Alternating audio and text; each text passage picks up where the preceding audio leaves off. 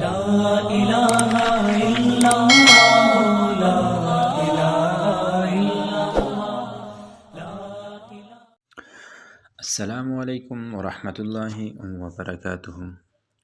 معزز سامعین، حضرت یوسف علیہ السلام کا واقعہ شروع ہے. تو جیسے کہ پہلے بیان ہو چکا ہے، یہ سب کچھ کوئی اتفاقی حادثہ یا واقعہ نہیں تھا، بلکہ خدا کی بنائی ہوئی مستحکم تدبیر کے اجزاء تھے. مصر میں حضرت یوسف علیہ السلام کی خریداری کے لیے اس ملک کے سب سے بڑے عزت والے شخص کو مقرر فرمایا. بہرحال عزیز مصر جس نے حضرت یوسف علیہ السلام کو خریدا تھا، اس کی بیوی کا نام زلیخا تھا.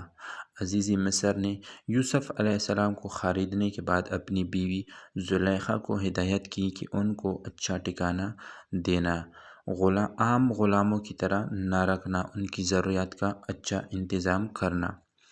مصر پہنچتی ہی حضرت یوسف علیہ السلام کو نبوت عطا کی گئی. اس کا ذکر قرآن مجید نے بھی فرمایا اور کہا کہ جب یوسف علیہ السلام اپنی پوری قوت اور جوانی کو پہنچ گئے تو ہم نے ان کو علم اور حکمت عطا کی. چنانچہ آپ عزیز مصر کے ہاں رہنے لگے اور عزیز مصر کی بیوی ان پر فدا ہو گئی جس کا نام زلیخا تھا، اور وہ ان سے اپنا مطلب حاصل کرنے کے لیے ان کو پھسلانے لگی. بہرحال وہ عورت حضرت یوسف علیہ السلام کی طاق میں رہی. ایک روز جب اس کے شوہر گھر پر نہیں تھا، اس نے گھر کے سارے دروازے بند کر دیے اور حضرت یوسف علیہ السلام کو گناہ کی ترغیب دی.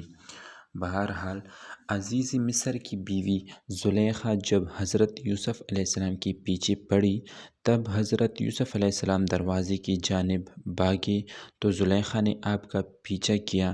جب دروازہ کھل گیا تو سامنے عزیز مصر خود اور اس کے ساتھ اس عورت کا چچا زاد بھائی کھڑے تھے.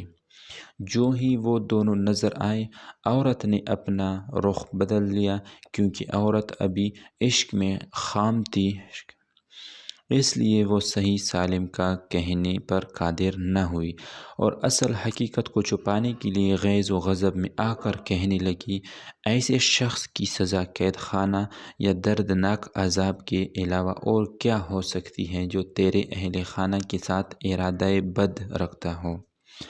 حضرت یوسف علیہ السلام نے اس کے فقر و فریب کو سنا تو فرمایا، یہ اس کا بہتان ہے.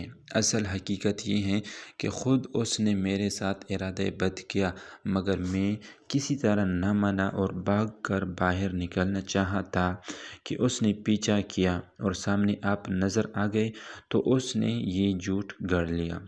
عزیز مصر کی بیوی کا چچا زاد بڑا عقل مند اور ہوشیار تھا. اس نے کہا، یوسف علیہ السلام کا پیراہن دیکھنا چاہیے. اگر وہ سامنے سے چاک ہیں تو عورت راست باز ہے، اگر پیچھے سے چاک ہیں تو یوسف علیہ السلام صادق القول ہیں اور عورت جھوٹی ہے. دیکھا تو پیراہن یوسف علیہ السلام پیچھے سے چاک تھا. عزیز مصر نے اصل حالت کو بھانپ لیا، مگر اپنی عزت اور ناموس کی خاطر اس معاملے کو ختم کرتے ہوئے کہا، یوسف علیہ السلام سچے تم ہی ہو، اس عورت کے معاملے کو درگزر کرو اور اس کو یہیں ختم کر دو. اور بیوی سے کہا، یہ سب تیرا مکر و فریب ہے اور تم عورتوں کا مکر و فریب بہت بڑا ہوتا ہے، بلا شبہ تو ہی خطا کار ہے، لہٰذا اپنی اس حرکت بد کے لیے استغفار کر اور معافی مانگ. تو بھائی آپ کو معلوم ہے کہ یہ واقعہ انتہائی طویل ہے، تو بقیہ انشاءاللہ آئندہ ویڈیو میں اپلوڈ ہوگی. تب تک آپ یہ ویڈیو اپنے دوستوں کے ساتھ شیئر کریں اور چینل کو سبسکرائب کریں، بیل آئیکن کو دبائیں تاکہ یہ ویڈیو آپ کو یہ واقعہ آپ کو جلد از جلد مکمل ہو جائے. السلام علیکم ورحمتہ اللہ وبرکاتہ.